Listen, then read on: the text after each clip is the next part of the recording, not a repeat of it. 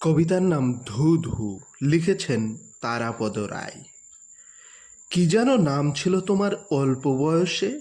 লজ্জা পাচ্ছ কেন? আমি ছাড়া আজ আর কেউ জানে না। তুমি নিজেও কি জানো?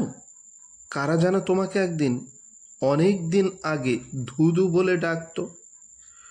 ধুধু শব্দটির এপারে ওপারে কিছু নেই, যেন আমাদের সেই শহরতলির বাসার উত্তরের জানালা, শুধু ফাঁকা মাঠ, নীল আকাশের নিচে কাশফুলের মহাসাগর।